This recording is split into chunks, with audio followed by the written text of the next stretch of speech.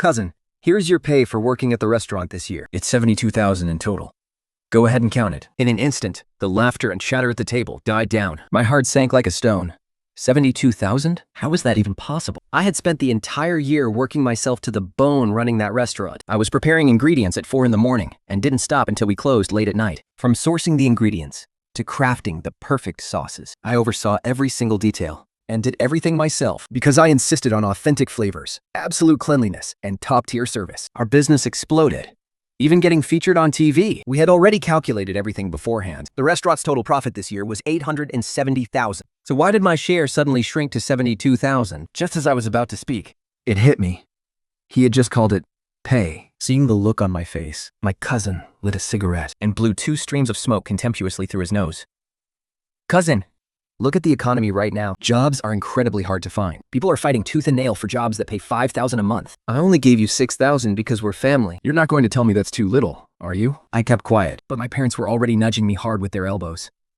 Jiang Shen, what are you just standing there for? Hurry up and thank your cousin. They beamed at Jiang Dao, grinning from ear to ear, as if he were their actual son. Our Jiang Dao is so capable, so young and successful, and making so much money. Unlike our Jian Ten. If it weren't for his cousin looking out for him, how could he ever manage such a big restaurant as the store manager? I didn't touch a single bill from that stack. I just stared and asked coldly, wait, this isn't right. We agreed to split the profits 50-50. How did it suddenly turn into $72,000? A regular chef out there makes over $10,000 a month just for cooking. You expect me to run the entire place for $6,000? And you think you're the one losing out here? My dad slammed his hand on the table, stood up and glared at me. Jiang Ten, what do you mean by that? How can you keep score like this with your own family? My mom shot me a sideways glare and snorted mockingly. If Jiang Tao hadn't taken pity on you back then, you wouldn't have even gotten $72,000. Ungrateful dog. Bitter pain swelled in my chest. Me? An ungrateful dog?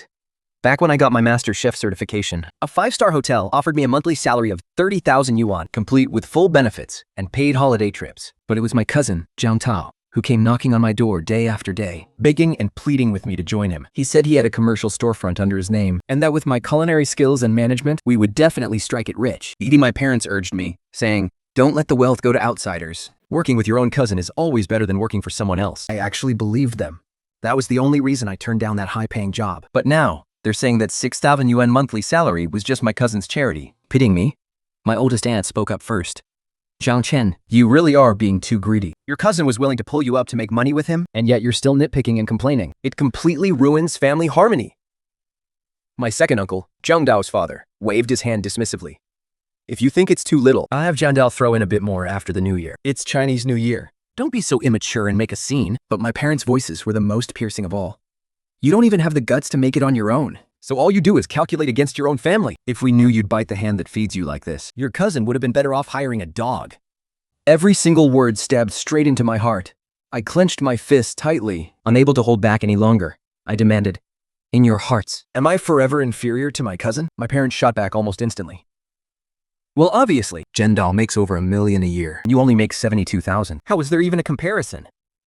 Hearing those words, my heart completely died. Under the judging and disdainful stares of everyone at the table, I took a deep breath, filled the humiliation, and gathered up that stack of cash. I stood up from the table and uttered my final words. Keep eating, I have things to take care of. And with that, I walked out of the private dining room. Behind me, I could still hear my parents leading the chorus, dragging me through the mud for being a useless loser who only knew how to call. I didn't even look back. I just walked straight out of the hotel lobby. Just then, my phone chimed. A message popped up. Hey, Boss Jiang, I'm planning to sell the storefront next to yours. Any interest in taking it over? Staring at those words, my heart started pounding wildly. Suddenly, a wild idea flashed in my mind. I quickly replied, how much? Let's talk in person. The landlord was an old acquaintance of mine. After some back and forth bargaining, we finally settled on a price of $1,380,000. But the down payment had to be at least $400,000. I emptied out all my savings. And along with my $72,000 bonus, I only had $370,000. I was still $30,000 short. As I was frowning, racking my brain for a solution, another angry text from my parents popped up in our family group chat. Jiang Chen, where the hell did you run off to? It's Lunar New Year, and all you do is bring shame to this family. Get back here right now and apologize to your cousin and the relatives. I clenched my phone tightly, and suddenly, a solution hit me. Before the new year, my dad was always complaining about his backaches and how much he envied the neighbor's massage chair. So I spent over $10,000 to buy him the absolute best one. Seeing that, My mom got jealous, complaining that her square dancing friend wore a shiny gold bracelet on her wrist. So, I gritted my teeth and spent over $20,000 to buy one and make her happy. But now, they didn't deserve any of it. I returned the massage chair and the gold bracelet and finally scraped together enough for the down payment. With the help of the staff, I processed the loan and transfer of ownership. Staring at the property deed with my name written on it, I took a deep breath, suppressed my trembling excitement, and headed back home. The moment I walked in, I saw my drunk cousin, Jian Tao, brown-nosing my parents. Jian Tao had always been a smooth talker. He could talk his way into anything, unlike me, a quiet loner who could barely squeeze out a word. So, no matter how good my grades were in school or how hardworking and reliable I was after starting my career, while Jian Tao was constantly in and out of the police station for street fights and fraud, in my parents' eyes, he was always more capable than me. I didn't bother disrupting their happy little family moment. I just walked straight up to my tiny bedroom in the attic. Instantly, my parents snapped in annoyance. "Are you blind? Didn't you see your cousin sitting right here? It's bad enough that you're a complete loser, but you don't even have any manners. If Jian Tao hadn't taken you under his wing to help you make money, you'd be starving out on the streets by now." To this kind of abuse, belittling me just to prop him up, Jian Tao was completely used to it, and he absolutely loved every second of it. Wearing a smug, hypocritical smile, he said, "Oh, uncle and auntie, please don't say that. I mean, sure, I might have a bit more capability and make a little more money than my cousin, but taking care of family is only right. By the way, is my old room still available? My cousin has been working so hard for me lately, so I wanted to stay over and spend some quality time with you guys on his behalf." Back in 8th grade, Jian Tao had to stay at our place to attend school. He complained that my room was bigger and had better light, so my parents immediately kicked me out and sent me up to the attic. The attic leaked every time it rained, and during the summer, it was as hot as a steamer. I begged them time and time again to install an air conditioner for me, but my parents flatly refused, saying, "If we put the AC unit on the attic wall, it'll be right outside your cousin's bedroom window." Whoa, that noise?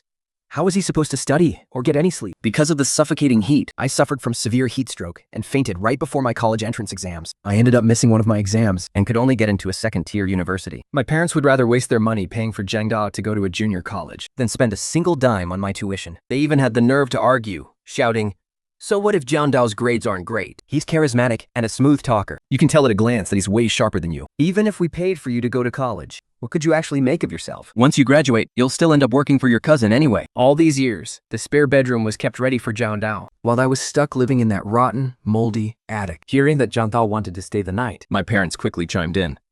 "We clean that room of yours every single day. It's spotless, especially now that the winter has gotten so cold. And she even put a nice down duvet on your bed, just for you." "Oh, Jian Tao, you're so generous and filial. Light like your cousin.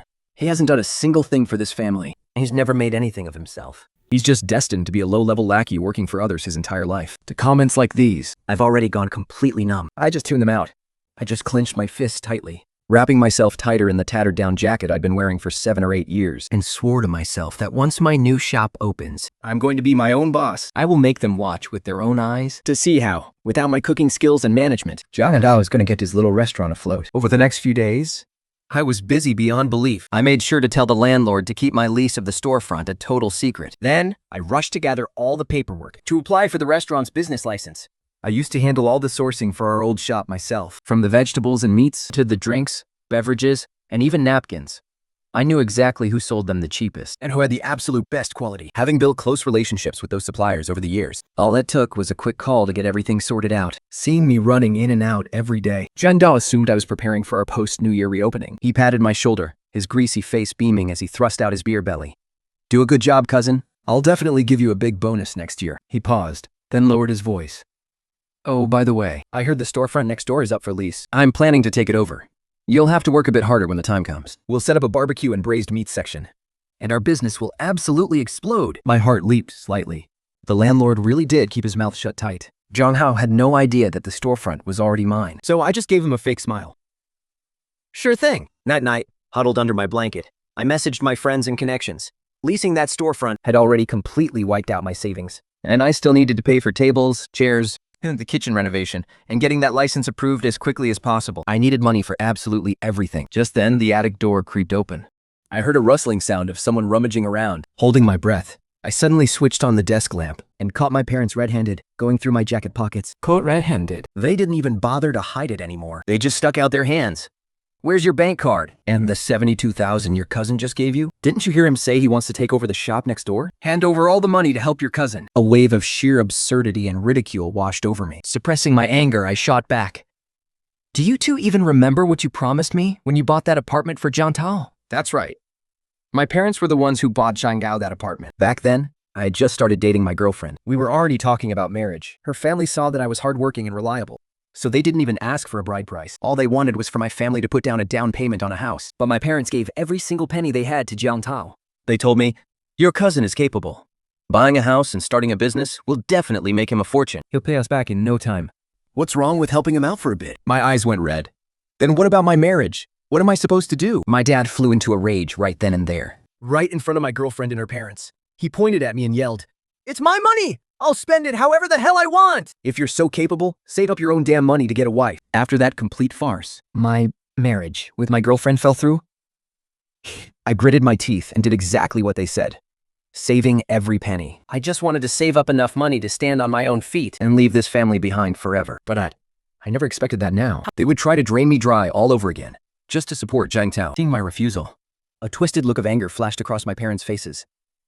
"Jia Qin, how can you be so heartless? Isn't Jiang Dao taking over that shop just so he can bring you into his business? You expect him to help you make money, yet you won't contribute a single penny? Have you no shame?" I clenched my fists and deliberately laid down my terms. "Fine, if you want my money, we split the future profits 50-50. Before the words even left my mouth, a stinging slap landed hard across my face. My mother shrieked at me. "Jiang Chen, if you're so damn capable, go open your own shop. Why on earth should you get a 50-50 split? Letting you invest in this is only because your cousin is looking out for you." He paused for a moment, and then threatened me. "Or what? Believe it or not, we can easily have him find a new partner." I suddenly laughed. "Fine, let him find someone else then." I packed up my things and walked away without looking back. I was completely broke and drowning in loans. I couldn't even afford the cheapest motel. The night wind was freezing, and I huddled shivering by the planter outside a restaurant, staring at that empty storefront. That place represented my entire net worth, my absolute everything in this life. But no matter how brutal it gets, no matter how hard, I will push through this. From this moment on, I am going to make a comeback and rise above them all. Just then, my phone started buzzing with notification after notification. My brothers were sending me money. 50,000. 100,000. My closest childhood friend sent me 200,000 in one go. He texted, "Just saw this, was in the shower. My brother is starting a business. Of course I've got your back. Take this 200,000.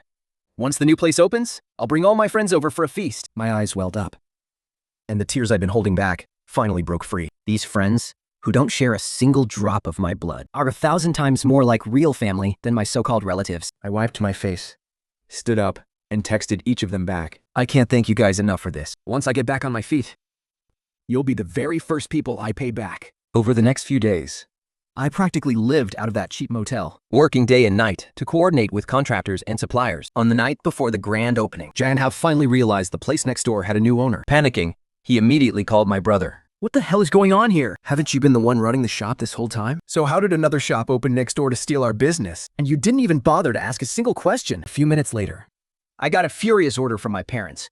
"Get back here right now. Who do you think you are?" "The bastard next door opened the exact same shop. Your cousin wants to open up early now. Hurry up and get the stock ready. We absolutely cannot let them steal our thunder." In the family group chat, the relatives were buzzing with chatter. Everyone was pitching ideas on how to sabotage the competitor's new shop. Someone suggested splashing sewage on their doorstep in the middle of the night. Someone else suggested bringing relatives there to fake food poisoning.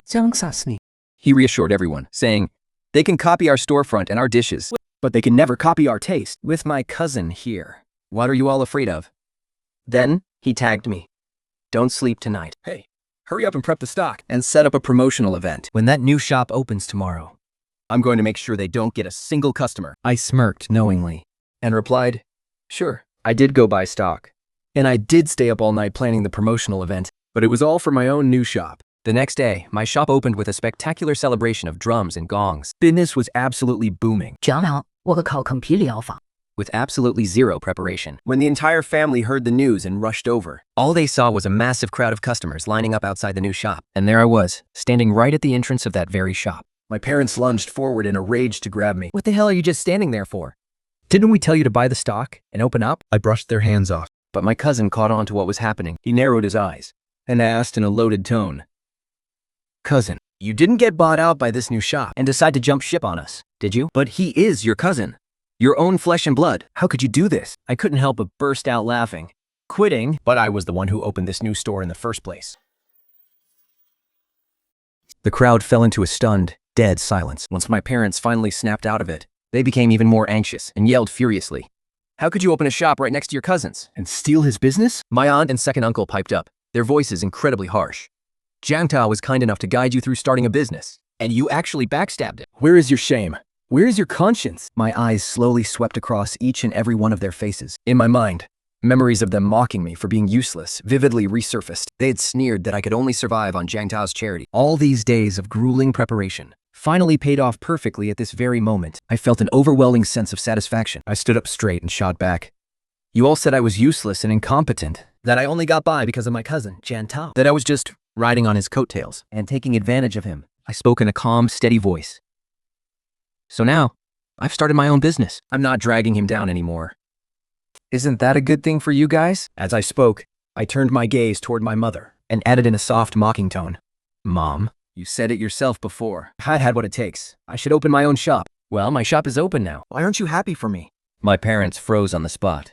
Their faces trembled with pure rage. They glared at me, gnashing their teeth, before suddenly bursting into a furious roar. They started shoving the customers who were waiting to eat at my restaurant like madmen, screaming, "We're closed!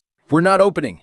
We're shutting this place down! Everyone, go home! Get out of here!" The customers watched them as if they were absolute lunatics. I let out a cold sneer and asked, "On what authority?" My parents exploded in rage. "Because we are your parents. We know exactly what you're capable of. Tell us, where did you get the money to open the shop? Look at yourself. Are you even cut out to run a business? Your cousin was kind enough to help you start your career. How dare you repeatedly steal his business? If you don't shut this shop down today, don't you dare ever set foot in the Jiang family home again." They thought that was some kind of terrifying threat. But little did they know, it was exactly what I had been praying for. I smiled and replied, "Fine by me. From now on, you can just treat Jiang Dao as your son." My parents froze. They never expected me to be this ruthless. Gritting their teeth in utter disbelief, they glared at me.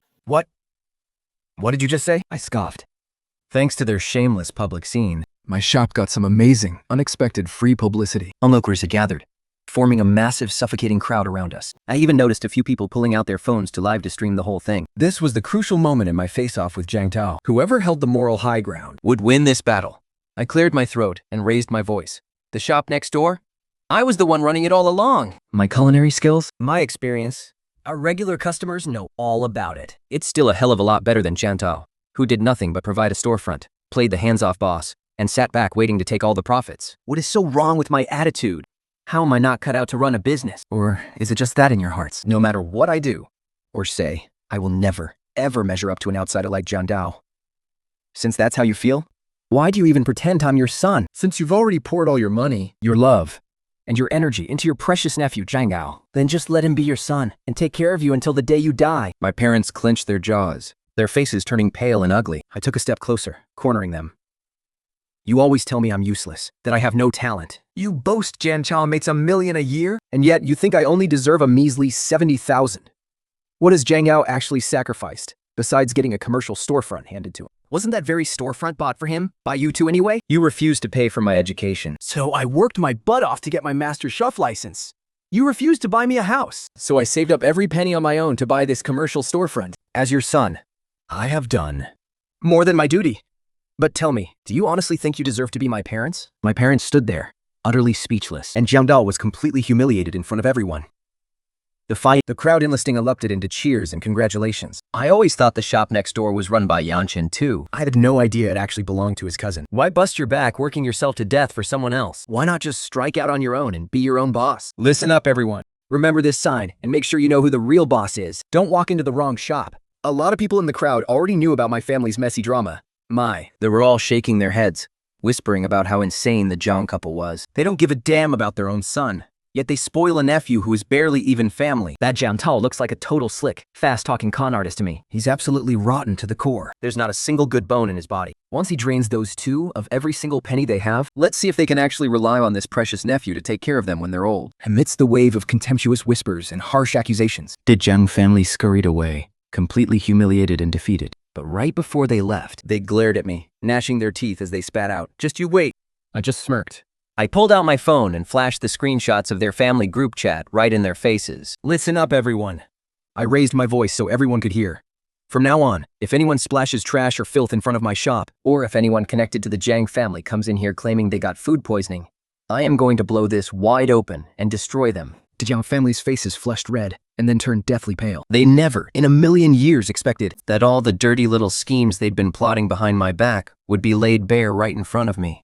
The new owner. On opening day, business absolutely exploded. Someone posted the video of my confrontation with the Jiang family online, and it went viral instantly. The comments section was flooded with supportive messages from people who felt terrible for me, They all started begging for my shop's address, wanting to come show their support.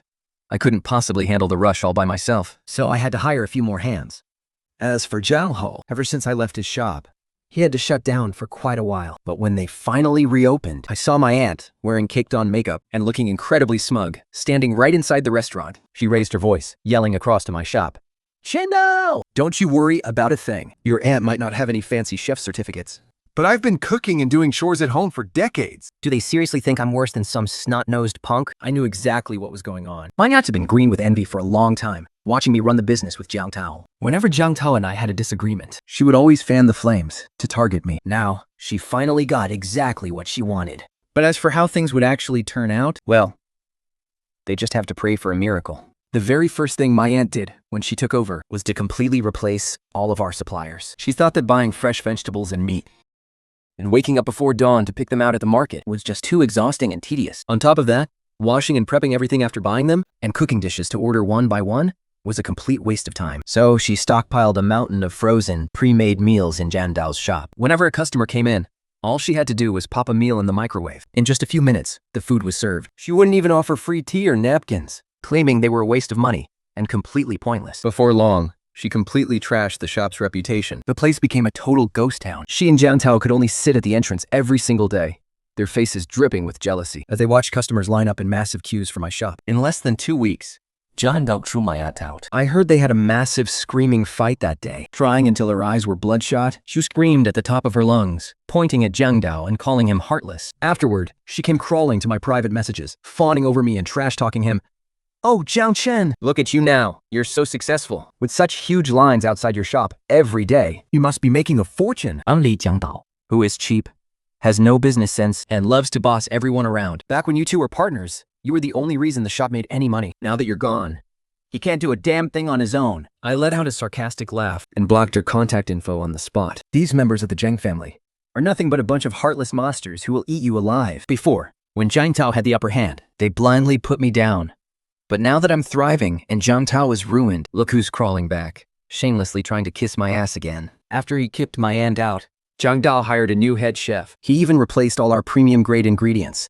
But the idiot didn't have access to my exclusive suppliers. He couldn't tell when he was overpaying for trash and had absolutely no eye for quality. Besides, my credentials as a 5-star hotel head chef aren't just for show. The cheap cooks he hired couldn't replicate my signature flavors. A chef of my caliber commands an annual salary of at least $300,000, and there was no way he could afford that. After messing around like this for a few months, the hundreds of thousands he poured in went completely down the drain. Unable to keep up with the bleeding daily losses, he had no choice but to shut down the restaurant. Just when I thought this battle was over and done with, Jai Gao and my parents actually had the nerve to show up at my door. That day, Qiang Dao was carrying a massive suitcase. It was brand new. The black leather surface gleamed with a slick, deceptive sheen under the lights. He snapped the suitcase open. Inside, stack after stack of cash was neatly lined up. Every single one of them was a crisp, brand new $100 bill. The bank bands were still intact, giving off the fresh, crisp scent of ink. His smile was slimy and desperate, trying way too hard to please. The fine lines around his eyes bunched up tight, but the smile didn't reach his eyes. It looked like a cheap layer of frosting, masking the sour, calculating stench underneath. Cousin, I got it all wrong before, he said, rubbing his hands together. His voice was an octave lower than usual, laced with a forced, pathetic humility. I suddenly remembered.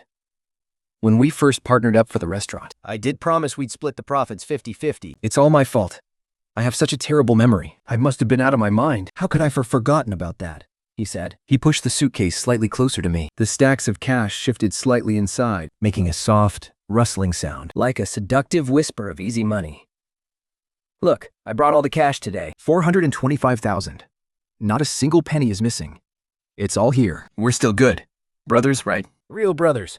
Blood is thicker than water, after all. His voice grew warmer and more affectionate by the second, as if none of the disgusting things between us had ever happened. As if he wasn't the exact same man who threw $72,000 in my face to humiliate me at the annual banquet. As if he wasn't the one who rallied his whole family in a group chat to plot how to dump filth in front of my shop. And now, He was acting like all of that was water under the bridge. He walked right around the counter and patted me on the shoulder, the warmth of his palm seeping through my clothes. but it only made me feel like a freezing, slimy snake was wrapping itself around my neck. Hey, we're brothers. There's no grudge we can't get past. But look, if you really can't swallow your anger, that's fine too. He gritted his teeth. Vegant, As if he were making the biggest sacrifice of his life. he lowered his voice and said, "Look, I'll chip in the shop next door too. We'll count that as my share of the investment. At the end of the year, we'll split things just like we agreed before. A 50-50 split on the profits. You bring the expertise, I provide the storefront. This is what they call a powerhouse partnership. When brothers unite, The entire restaurant market in this district will be ours for the taking." I stared at the briefcase of cash. I didn't feel a single spark of emotion. Instead, I just found the whole thing incredibly absurd. $425,000. He took our collective profit of $870,000, paid me a measly salary of $72,000, and pocketed $800,000 for himself. Now that he's squandered almost all of that 800,000, He somehow scrounged up this $425,000 from God knows where, just to climb back onto my ship and keep using me as his galley slave to do all the heavy lifting. a storefront. That shop next door was mine to begin with. I took out a loan of $1,380,000 to buy it, but I'm still paying over $10,000 a month on the mortgage. Yet here he is, trying to use my own property as his investment capital with nothing but empty promises. A deep, chilling cold welled up from inside me. The chill crept from my scalp all the way down to the soles of my feet. This man, Zhang Tao, he was always using other people's things to buy favors and look good. Before, he played the big boss using the storefront my parents bought for him. And now he wanted to use my own storefront as his stepping stone. He's scheming so loudly. I can practically hear the loud clicks of his greedy thoughts. Too bad for him. He targeted the wrong. I pushed the briefcase straight back to him. The metal latches on the bottom scraped against the table, letting out a harsh, screeching sound. No thanks. I don't have any plans to expand my business right now. My voice was dead calm, as still as a deep pool of dark water, with no one able to see the depths of what lay beneath. I let out a soft laugh.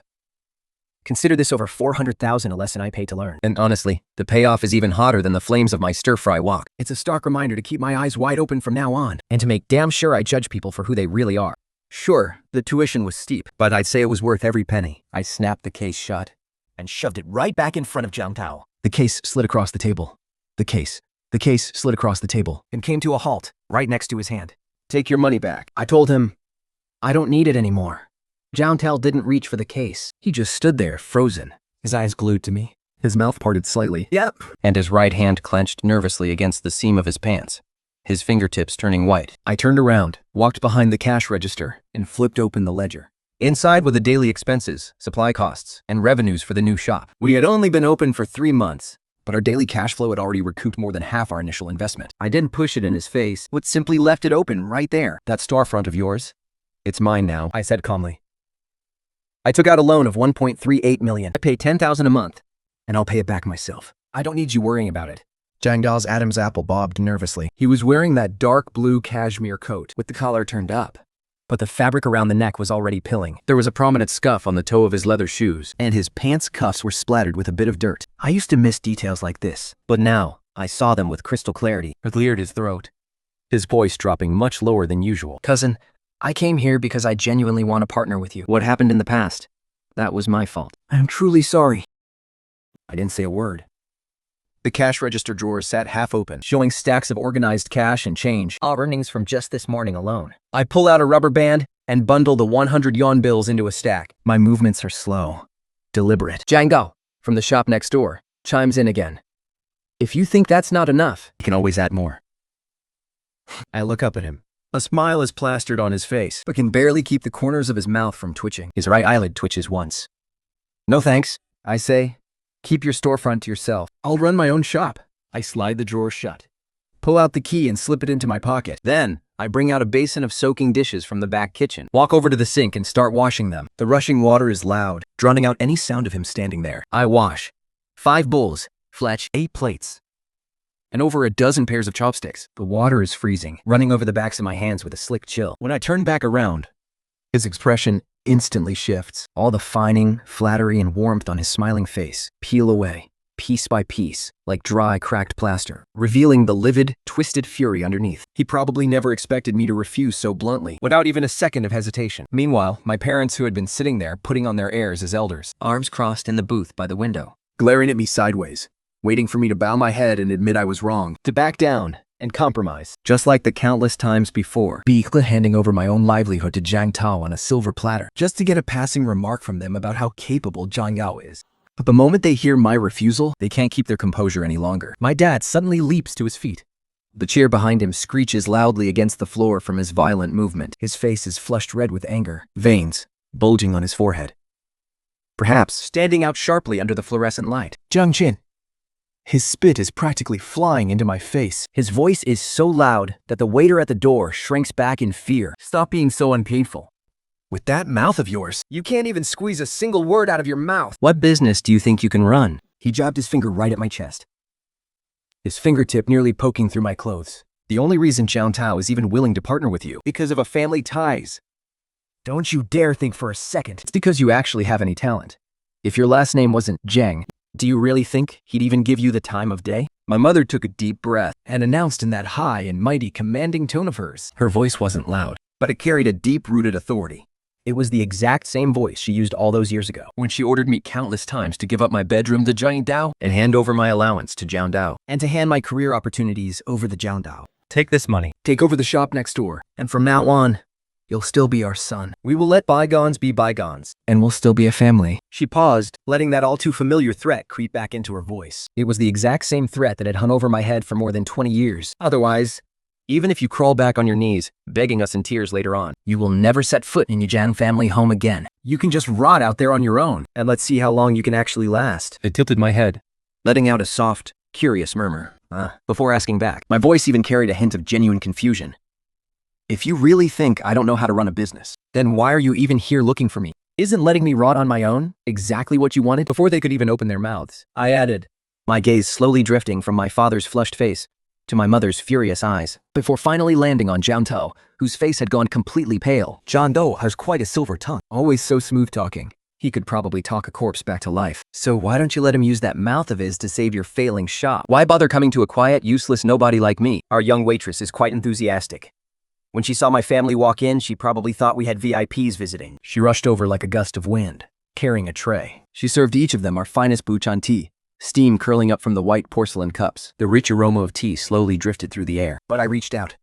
Under the watchful eyes of all three of them, I picked up the cups, one by one, and poured every last drop of tea into the mop bucket nearby. The loose tea leaves hit the bottom of the bucket with a soft splint. Then, I flipped the cups upside down on the table, one by one. The porcelain bottoms faced up, looking like a row of small, white tombs. Did I not make myself clear earlier? My voice was still perfectly calm. So calm that even I was a little surprised. It's not that you won't claim me, it's that I'm disowning you. Step by step, you stripped away every bit of family love I had for you. From the year of my college entrance exams when you kicked me up to the attic, to buying a storefront for Jiang Dao, to ruining my marriage, to degrading me to a dog at the annual dinner for 72,000 yuan. I counted them down, one by one. My voice so flat, it was as if I were reading a list that had nothing to do with me. You've already trampled all over my affection for you.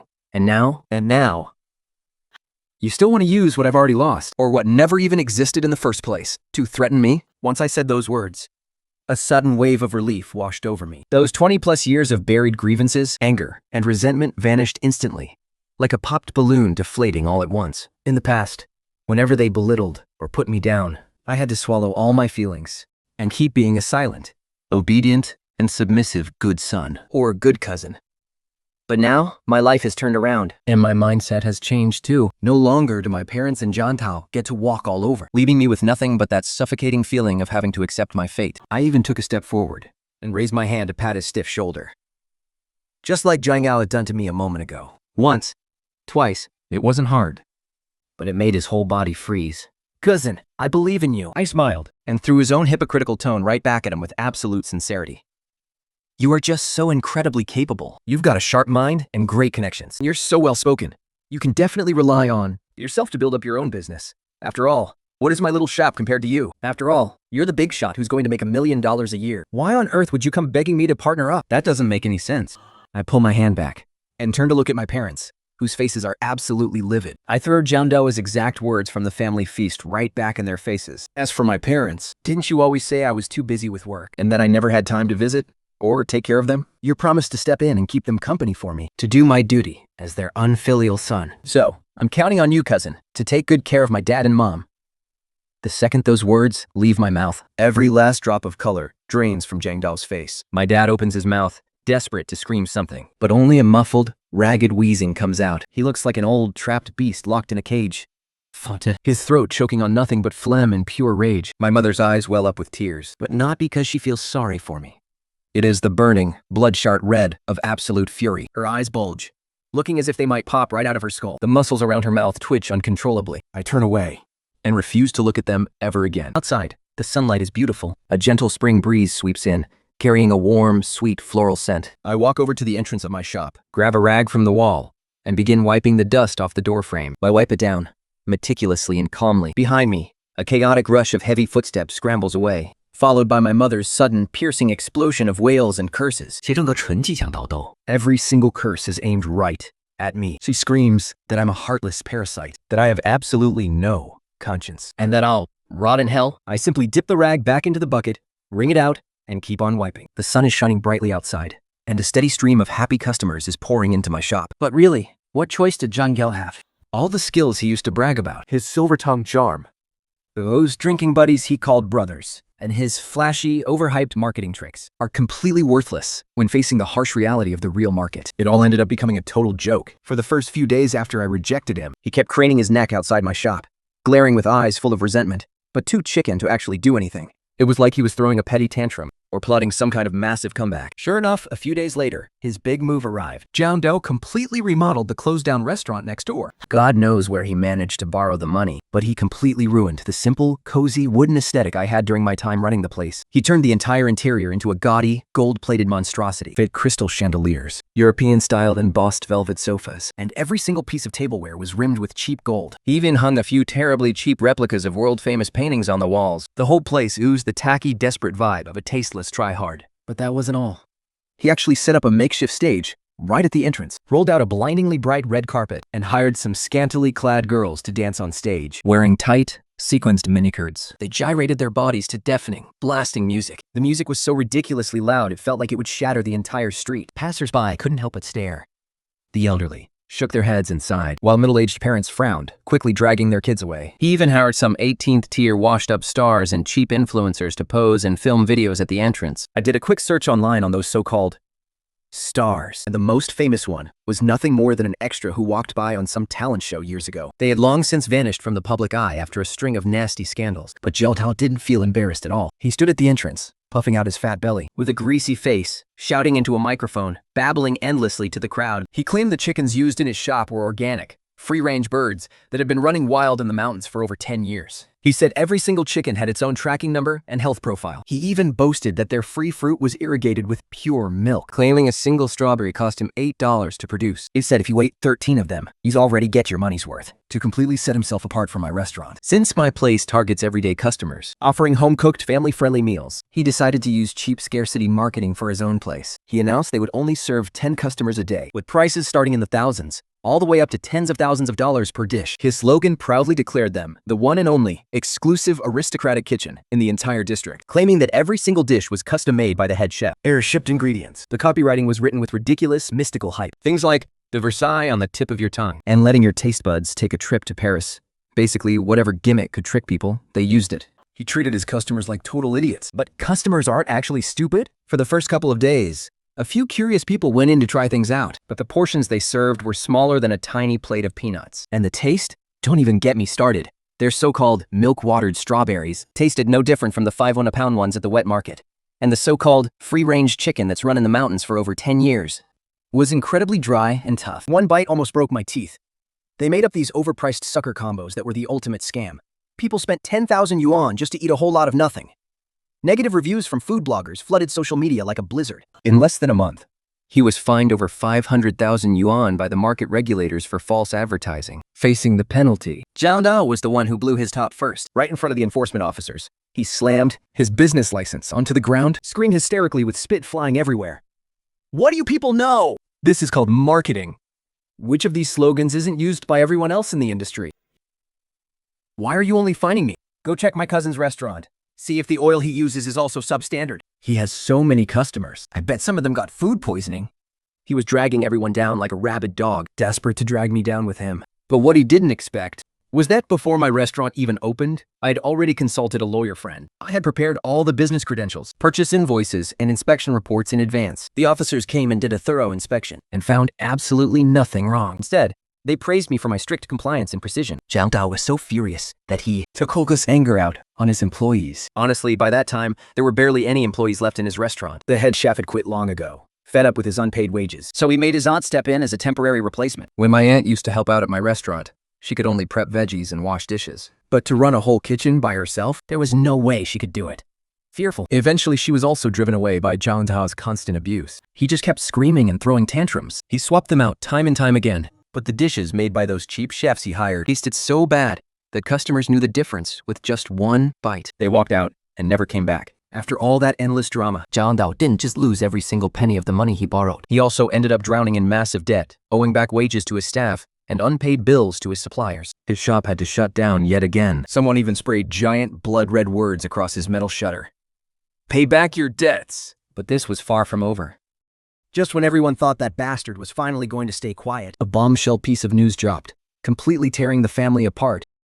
That prime commercial property under Zhang Dao's name, the one he boasted about constantly, the storefront that carried all of my parents' hopes and dreams, Had actually been sold off by him a long time ago. I found out through an old classmate of mine who works at the housing bureau. he called me up and said, That property was already transferred to someone else, more than 6 months ago. the current landlord is a hardware store owner named Lu. holding the phone, I froze in utter shock. Then, suddenly, I burst out laughing. All these years, Zhang Dao played the part of a big shot, Driving luxury cars, helling up high-end clubs, acting like he was some ultra-successful businessman. but that storefront was his only real asset. Or rather, the only asset my parents actually knew was under his name. They would never in a million years have guessed that just a few months after getting the deed, that leech had already secretly sold it off. But wait, it wasn't just the storefront. This news acted like a depth charge, Absolutely blowing up the Zhang family's relative group chat. the first to lose her mind was a distant cousin from second uncle's side. She sent a frantic, long voice message, her voice trembling with tears, She sobbed that last year Zhang Dao had sweet-talked her into lending him $300,000. Claiming it was for some guaranteed can't-lose investment. I'm promising to pay her back with interest in just 6 months. The $300,000 was actually her entire dowry. Now 6 months had gone by, And Zhang Dao was completely dodging her calls. This single spark lit a raging wildfire of fury. My eldest aunt immediately followed up with a long, angry text. Reveal she had lent Zhang Tao the deed to her small apartment to use as collateral for a loan, he said it was just a formality. and that he'd paid it back in just a week. But last week, the bank called out of nowhere, saying they were going to auction off his house. Even Great Uncle was in the family group chat, absolutely furious, screaming, thinking Zhang Dao took the $300,000 his wife, and he had spent their entire lives saving for retirement, claiming he needed it for business inventory. And now, there is not a single penny to be found. Even his girlfriend's family wasn't spared. His future father-in-law lent him $200,000 for a down payment on a house. But they never got the house. And now the money is completely gone. His future mother-in-law had it even worse. She actually took out a massive loan under her own name just to help him out. Now, the bank is calling her day in and day out, hounding her for the money. Demands for repayment are flooding the family group chat, exploding one after another. The relatives went from absolute disbelief at first to furious, raging curses until it finally turned into a desperate, chaotic race to claw back whatever money they could. The messages in the chat are like a boiling pot of water, bubbling over with nothing but pure rage and utter despair. But buried deep beneath all this chaos lies an even uglier truth. For years, Zhang Dao had been secretly hooked on online gambling. No one knows exactly when he picked up this toxic habit. Maybe it was late one night when a shady friend sent him a link. Or maybe it was something else. But in any case, Once he sold off the retail shop under his name, He took all that cash and threw it away in some shady underground casino. At first, he won a little bit of money and actually thought he had cracked the code to getting rich. So he started betting bigger and bigger. He mortgaged his relatives' property deeds and drained his girlfriend's parents' life savings, making up every excuse in the book to squeeze cash out of anyone who ever trusted him. By the time everyone finally snapped out of it, he hadn't just blown through all the borrowed cash. He had racked up a massive debt of over $10 million. Some of his creditors were ruthless loan sharks, while others were predatory online lending scams. The interest rates were terrifyingly high. debt collection calls were ringing nonstop, day and night. Sinister debt collection posters were plastered right at the entrance of my uncle's neighborhood. Zhang Dao's face was on the poster, accompanied by dripping blood-red letters. Pay your debts. Pay us back or your entire family pays the price. But Zhang Dao had completely vanished into thin air. My uncle unplugged his mail line, turned off his cell phone, kept the front door locked tight, And kept the curtains drawn shut, shutting out the world. but right in the eye of this storm, there was an even more devastating bombshell about to detonate right on my parents. That was the old house my parents had lived in for decades. It was our family's only ancestral property, passed down from my grandparents' generation. It's located in an old residential neighborhood in the historic district. The apartment isn't big, just over 70 square meters, but the location is excellent, so it's easily worth at least 700,000 or 800,000 yuan. Over the years, My parents have been incredibly stingy with me. When their son got married and needed a house, they claimed they had no money.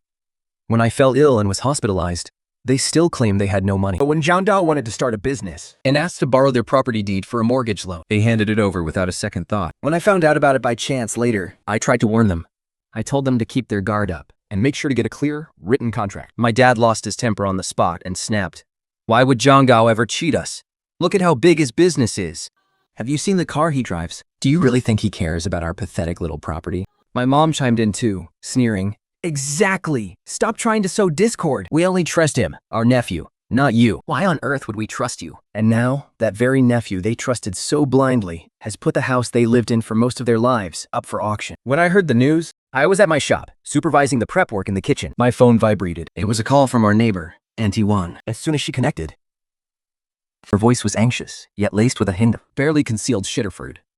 Little John, something terrible has happened to your family. There's a court seal pasted right on your front door. You better get back here and look.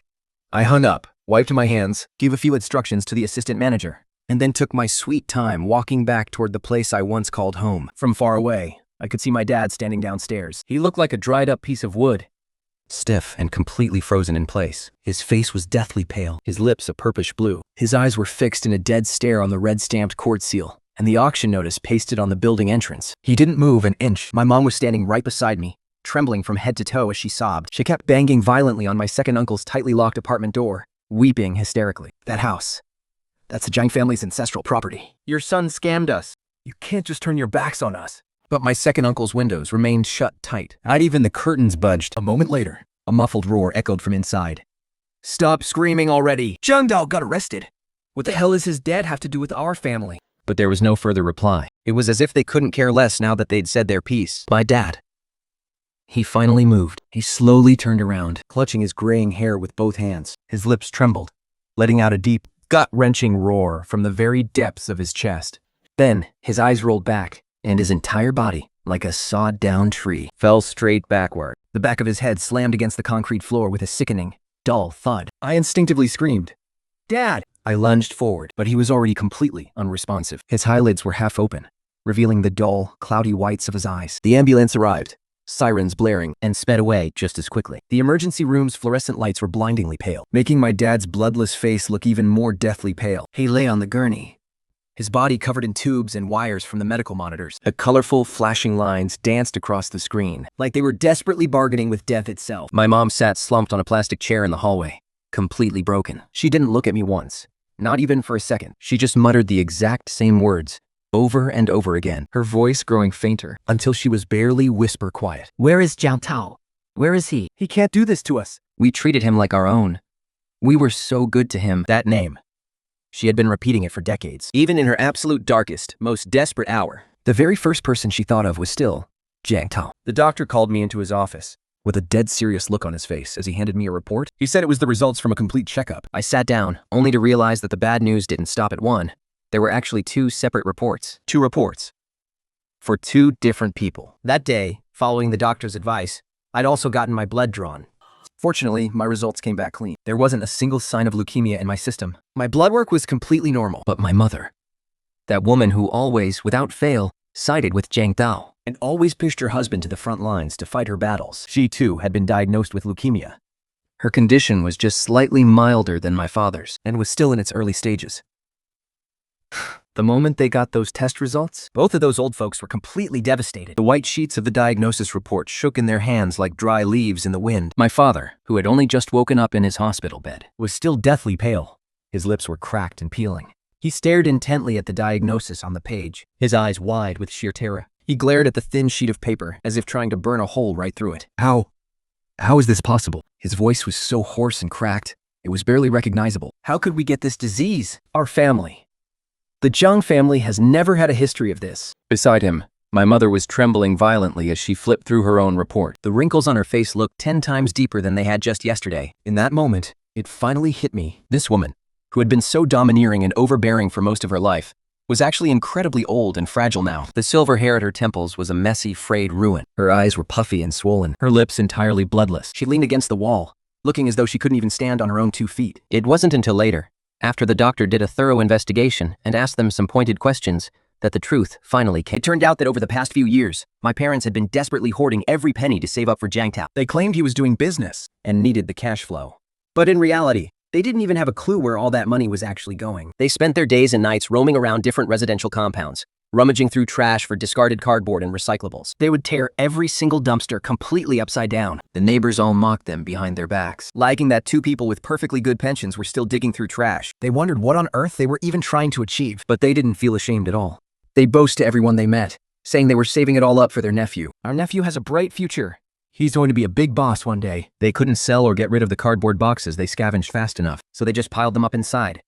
Once the living room was full, they piled them in the bedroom. When the bedroom filled up, they used the balcony, turning their cramped 50-square-meter apartment into a literal junk warehouse. The doctor said those discarded cardboard boxes were full of toxic benzene and formaldehyde, leaving them piled up in a sealed space for so long, with absolutely no ventilation.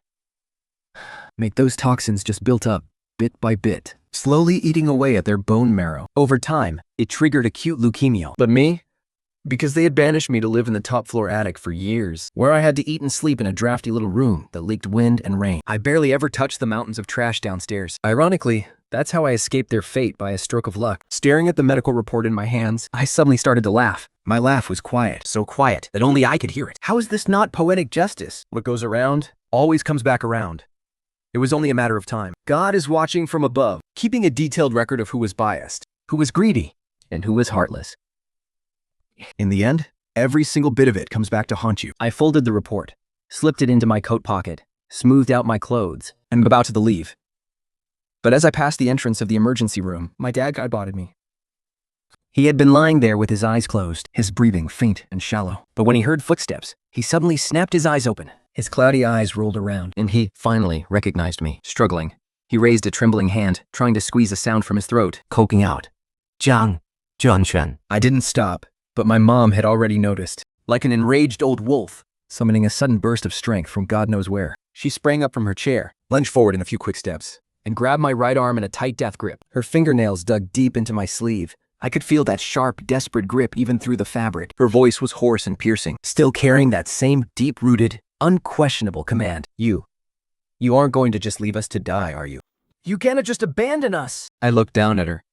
she tilted her face up. Tears and snot smeared all over her face, her graying hair plastered to her cheeks by the wet mess. This woman, who used to boss me around without a shred of mercy, now looked as pathetic as a beggar. I felt no pity, not even anger, only a cold, desolate sense of irony. I stopped in my tracks.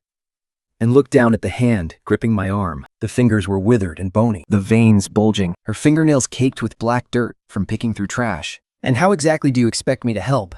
I asked mockingly. I pried her fingers off, one by one, slowly and deliberately, as if dismantling an old piece of junk that had nothing to do with me. Am I supposed to sell everything I own to pay for your medical bills? I held up a second finger. Or should I just wait on you hand and foot until you die? Before my parents could even answer, I crushed any hope they might have had. I knew exactly what they were thinking. Any second now, they would pull out a mile-long list of demands, demanding that I sell my shop, demanding that I empty my life savings, demanding that I be obedient, just like before, and sacrifice everything for this so-called family. This is leukemia. Not some common cold. I threw the harsh reality right in their faces, word by word, every sentence cut like a butcher's knife, clean, sharp, and completely devoid of emotion. Even throwing millions at it won't guarantee a cure. People lose everything trying to treat this, and they still end up dead anyway. I paused and looked straight at the growing disbelief on my father's pale face. I don't have that kind of money. I'm telling you, don't expect me to look after this family anymore. My dad suddenly broke into a violent fit of coughing. He coughed so hard his entire upper body was shaking violently. A sickly, feverish flush was forced onto his pale face. He glared at me, his eyes wide with fury. His lips trembled as he tried to curse me out. But the moment he opened his mouth, another chest-racking cough tore through him. My mom panicked. Tears welled up in her eyes all over again. But your business has been doing so well lately. You made so much money. We're your parents. How can you say something so heartless? I just muttered a cold, I nodded and reached my hand out. His eyes instantly lit up, like a drowning man catching sight of a floating log. But then, I spoke again. My next words instantly snatched that lifeline away. But you two have your own money, don't you? He froze. 1 million in savings. Plus that apartment downtown worth over 1 million. I counted it out on my fingers for them, my voice as casual as if I were talking about a stranger's business. If you don't want to die, then use that money to save your own life. Sell the house. Pull out your savings. That should buy you plenty of time for treatment, shouldn't it? My mom's lips began to tremble. Her eyes started darting around like a rat trapped in a corner. She didn't dare look at me, choking back her tears. Her voice dropped to a quiet whimper. But you know that money. Even she seemed to realize how shameless she sounded. She lowered her voice even more. And mumbled under her breath. It's all been spent on Jiang Tao. I raised my voice mockingly, making sure everyone in the hallway could hear me loud and clear. Spent on Jiang Tao. Then go ask Jiang Tao for it. You can't give all your money to your nephew, all your love to your nephew, all your pampering to your nephew. Put the house under your nephew's name. Then, when it's time to take care of you, suddenly make it my duty. Since when does the world offer such a sweet deal? In the hallway, several patients' relatives stuck their heads out, nosily peering over at us. The nurses at the nurse station turned to look our way, too. My shout made my mother shrink back in fear. Her face flushed beetroot red, not out of shame. But because she lost face in front of everyone. Humiliation. That was what they feared most in their lives. But they never actually knew what true humiliation felt like. I drew down my final words, word by word, crystal clear.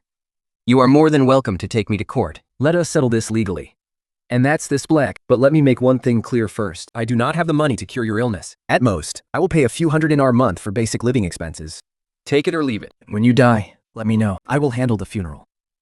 I will even pay for your urn. I leaned forward slightly, looking at the two of them, one lying down, the other slumped over. I whispered those words slowly and softly into their ears. As for anything else, you have lived this long. You should at least have some self-awareness. I finished speaking, turned around, and walked out. Behind me came my mother's agonizing, heart-wrenching sobs, along with a raspy, powerless roar from my father on the hospital bed. He sounded like an old beast, hollowed out from the inside. His final roar was nothing more than a muffled gust of wind, failing to reach even 3 inches away. Later, I heard they had consulted a lawyer. It was probably just a quick consultation, since they did not even have the money to officially hire one. Sure, their son made money from his business, but the law states that a child's duty to support their parents only covers basic living expenses. It does not mean they have to sell everything to cure a terminal illness. Besides, during the trial, the court investigates whether the parents actually fulfilled their duty to raise and educate their child. The lawyer's words were like a bucket of cold water, instantly extinguishing their very last shred of hope. Once the court uncovered how they had treated me back then, they would not stand a chance in court. That evening, my server, Wu, ran over to tell me he saw my parents hobbling along, supporting each other. I looked out the window. Across half a street, I saw those two hunched figures fading into the misty fog. His body swayed in the wind and rain, shaking violently, like a withered weed about to be ripped out by its roots. My mom held onto him with one hand, gripping his arm with a death grip, while her other hand pounded frantically on the iron door. Kendall, where are you? His voice was so hoarse you could barely recognize it anymore, but he still tore at his throat, screaming over and over again. We gave him 1 million yuan to buy that house before. We agreed it was a loan. It's time to pay it back now, isn't it? That old house is the only shelter we have left. If it really gets seized, we won't even have a roof over our heads. You can't do this to us. You just can't. His tearful cries were ripped apart by the wind and rain, drifting into my ears in broken fragments. Jiang Tao, we loved you and doted on you for so many years. Back then, when Jiangchen wanted to get married and buy a house, we didn't give him a single penny. We gave all our money to you to buy that storefront. It's because of you that we got leukemia.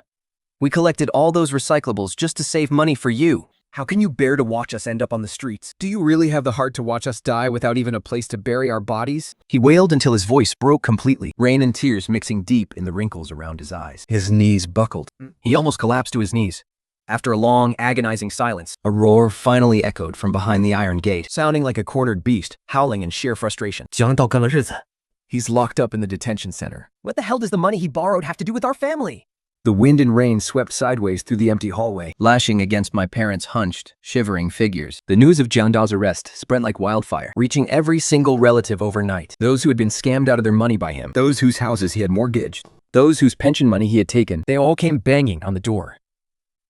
Every day before dawn, a massive crowd would gather downstairs at my second uncle's place. Among them were white-haired elderly people, young couples, clutching their babies, and disabled people leaning on crutches. My second uncle's security door had several deep dents smashed into it with bricks, and the walls were covered in spray-painted, blood-red words. Return our pension money. Those damn scammers deserve to rot in hell. Pay us back, you Jiang family scumbags. From morning till night, the hallway was filled with non-stop cursing and weeping. Every now and then, people would rush up to kick down the doors and smash the windows. In the local police logs, that address had already appeared at least 30 times. My parents went there too. We have one of the Wizall talks, Gushidis, dragging their weak, chemo-ravaged bodies, They squeezed their way into the crowd of angry creditors. Over and over, they begged and pleaded, saying they only wanted their old house back. That house was their entire life, but they didn't stand a chance. Janda owed tens of millions. Their 1 million was barely a drop in the bucket. And those major creditors, some were thugs from underground loan sharks, and others were ruthless collectors from predatory loan companies. Every single one of them was massive, ferocious, and intimidating. Who would ever show mercy to two fragile, elderly people with one foot in the grave? That afternoon, a massive scuffle broke out among the crowd of creditors. No one knew who threw the first punch. All I heard was that things spiraled completely out of control. The furious mob shoved and trampled over one another, like a boiling cauldron of steam, with scalding liquid splashing everywhere, burning anyone in its path. In the middle of the surging crowd, my parents were pinned into a corner. My dad's legs, weak and shaky after chemo, couldn't support him. He lost his balance and tumbled backward down the stairs. My mom lunged to grab him, but she was shot down with him. The two of them rolled down from the top like discarded trash, violently battering against the cold, hard steps. By the time the ambulance arrived, my dad was already unconscious. This emergency resuscitation was even more critical than the first. My dad lay in the ICU for 3 whole days and nights. His body was hooked up to countless tubes, The ventilator bag rising and falling with a haunting rhythm. Our heart monitor beeped erratically, occasionally piercing the silence with sharp alarms. My mom waited anxiously in the hallway, her forehead wrapped in bandages and her arms covered in dark, painful bruises from the fall. Her eyes were completely hollow, like an empty shell stripped of its soul. She didn't sleep a single wink, night after night, just sitting there like that, lips trembling, mumbling a name, though I couldn't tell whose. 3 days later, my dad woke up, but when he dragged his frail, weak body back to the home he'd lived in for decades, what welcomed him wasn't warmth. Instead, it was a cold, heartless eviction seal. A court enforcement notice was pasted right on the front door, in stark black and white, stamped with a bright red seal. He stared at it, reading it word by agonizing word. When his eyes hit the name, Yan Tao, it was like a heavy blow straight to his chest. He stumbled backward,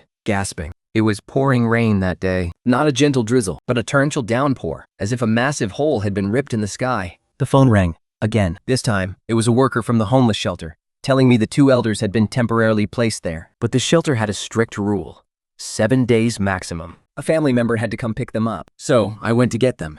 This was the 3rd time I had to pick them up. The first time, I told them plainly, I'll transfer basic living expenses to the shelter's account every month, not a penny more.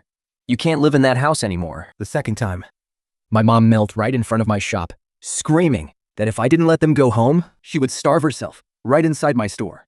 I called the police.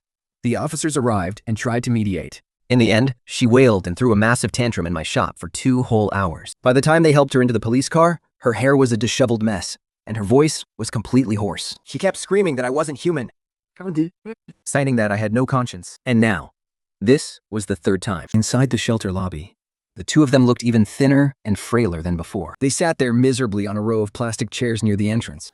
The second my mom saw me, she sprang up, her hoarse voice cracking as she pleaded. She rasped out, Jiang Chen, please, just let us go home. Mom promises, I will never, ever ask you for money again. We'll just stay at home and take care of you. We'll make it up to you. We were wrong. We really, truly know now. We admitted we were wrong. Just give us a bite to eat, that's all we ask. My dad sat there, completely motionless, only staring at me with his cloudy, hollow eyes. Those eyes no longer held a trace of the sharp, ruthless authority they once had. Now, there was only a downcast, cowardly plea, humbled all the way into the dirt. We looked at them, completely expressionless. You lost your home a long time ago, I said, my voice cold as ice. Still, I took them back to my apartment, the one I bought with my own hard-earned money. I cooked them a meal. 3 dishes and a soup. Braised pork belly and stir-fried bean sprouts, their favorites, and some seaweed egg drop soup.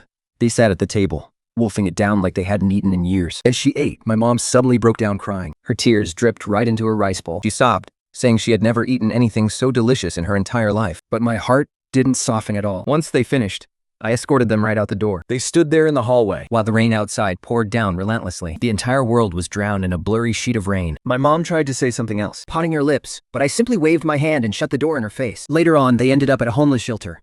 Again. When the staff called me, I went to pick them up once more. Back and forth. This happened at least a dozen times. Every single time, I cooked for them. And every single time, as soon as they finished, I kicked them out. I wanted this endless cycle of picking them up and throwing them out to make one thing clear.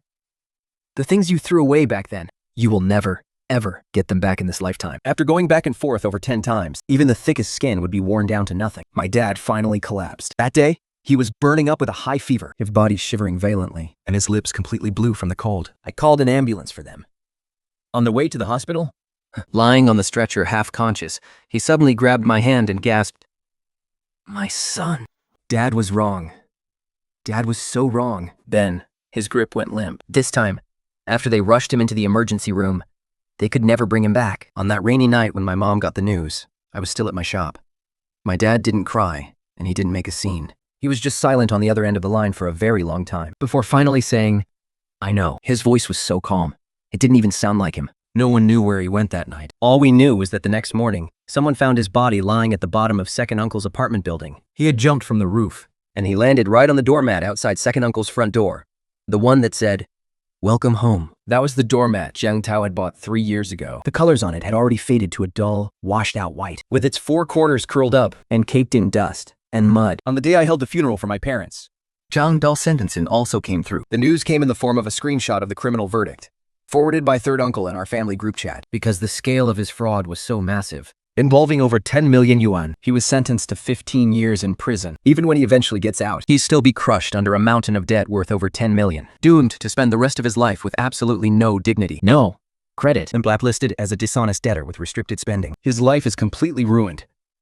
I saved the screenshot, Stared at it for a long, long time. and then finally turned off my phone. The funeral was simple. Not many people showed up. Only a handful of old neighbors and distant relatives, sparsely filling less than half of the funeral hall. They huddled in small groups, whispering to one another, their eyes filled with a complex mix of pity, gloating, or just pure curiosity. There was no crying, no farewells, and no tears, almost as if they were just watching the final act of some tragic play. I placed the 2 urns of ashes side by side on the shelf in the crematorium's columbarium, labeled them, completed the paperwork, and then turned and walked away. The day after the funeral, I went back to my shop. The street was washed clean by the rain, a damp shimmer glistening off the new stone tiles. The air carried a fresh scent, mixed with the smell of damp soil and green grass. I took a deep, deep breath. It felt like it could wash away every last bit of dust from my lungs. The sign outside the shop was polished to a bright shine. The floor-to-ceiling glass windows reflected the old locust tree across the street. A few sparrows were chirping happily up in the branches. Sunlight filtered down through the gaps in the leaves, scattering like broken gold all over the ground. My parents' favoritism, their greedy, manipulative schemes,